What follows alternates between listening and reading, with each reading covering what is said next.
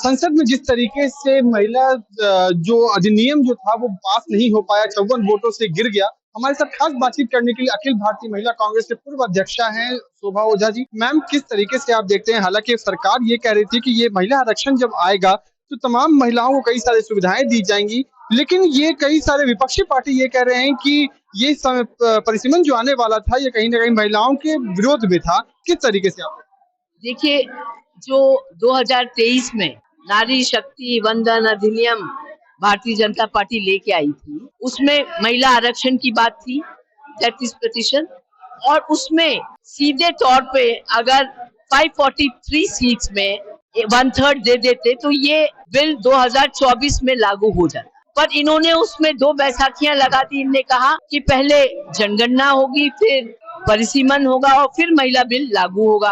और इन्होंने कहा ये 2034 तक ये हो जाएगा। और एकाएक जब चुनाव चल रहे हैं तमिलनाडु के, जब चुनाव चल रहे हैं वेस्ट बंगाल के, तो इन्होंने सेशन बुलाया।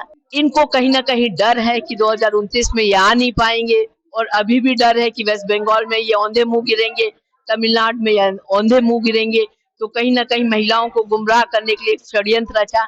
इन्हें महिला आरक्षण बिल के आड़ में परिसीमन संशोधन बिल पेश किया, जिसके तहत ये परिसीमन करना चाहते हैं। और वो परिसीमन कैसा, जिससे भारतीय जनता पार्टी की सरकार 2029 में सुनिश्चित हो जाए।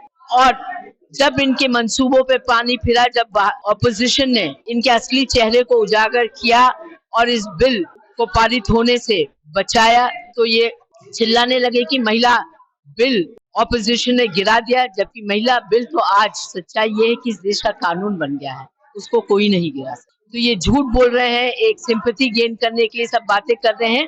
पर चाहे वो राहुल गांधी जी हो, मल्लिकार्जुन खड़गे जी हो, सोनिया जी हो, प्रियंका जी हो, और बाकी काफी ऑपोजिशन पार्टीज ने कहा है कि आप अगर मंशा साफ है तो 543 सीट्स में से आप दे दीजिए ना 1/3 महिलाओं।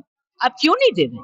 तो दोषी बीजेपी है, दोषी मोदी जी है, अमित शाह है, जो इस देश की महिलाओं को आरक्षण नहीं दे रहे, उनका अधिकार नहीं दे रहे, क्योंकि इनकी मानसिकता आरएसएस से प्रेरित है और आरएसएस की मानसिकता महिला विरुद्ध।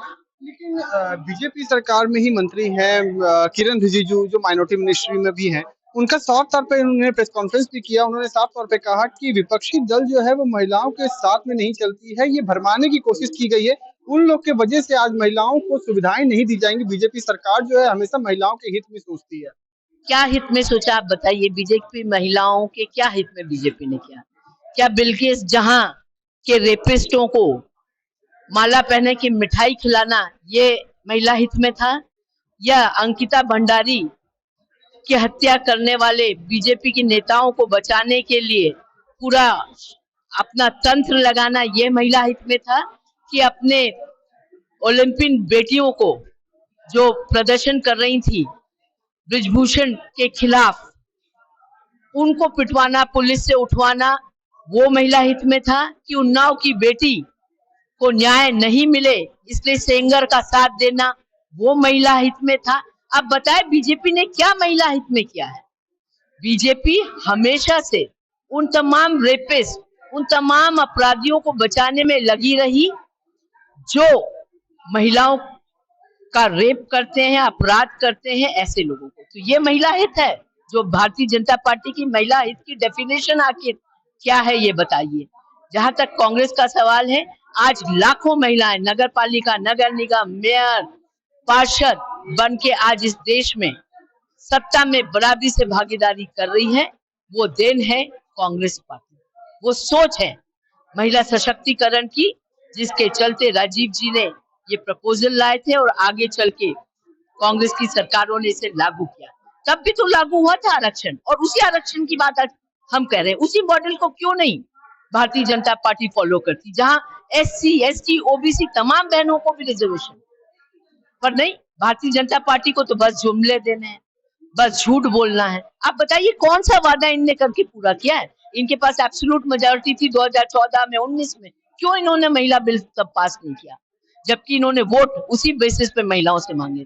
तो इस पे इन पे विश्वास उठ चुका है, इनके झूठ और फरेब को जनता जानती है। आखिरी सवाल ये है कि 23 तारीख को वेस्ट बंगाल में चुनाव है, 2 चरणों में चुनाव होंगे, असम में भी है 23 तारीख को। ये महिला आरक्षण का जो लाने का जो मेन मुद्दा था, कहीं ना कहीं विपक्ष को क्या लगता है कि ये वोट गेन करने के लिए महिलाओं को अपनी तरफ खींचने की बात है, या किस तरीके से आप देखते देखिए, महिलाओं को झूठ बोलने की, महिलाओं को बेवकूफ बनाने का एक प्रयास था, पर महिलाएं सजग हैं, महिलाएं मासूम है, बेवकूफ नहीं है। इनको नुकसान हुआ इससे, उल्टा इनकी हथेली खुल गई, इनका षड्यंत्र जनता के सामने आ गया। तो महिलाएं इनको मुंहतोड़ जवाब असम में भी देंगी, और वहाँ वेस्ट बंगाल, असम में तो हो चुका है, तमिलनाडु का बाकी है, तमिलनाडु और यहाँ वेस्ट बंगाल दोनों में। हैं? ये थे हमारे साथ में कांग्रेस पार्टी की वरिष्ठ नेता, अखिल महिला कांग्रेस की अध्यक्षा, पूर्व अध्यक्षा हैं, जिन्होंने साफ तौर पे कहा कि बीजेपी सरकार जो है वो हमेशा झूठ बोलती है, महिलाओं के भावनाओं के साथ में खिलवाड़ करती है। वीडियो जर्नलिस्ट अजीत के साथ Abhishek Anand, morning India news, Delhi.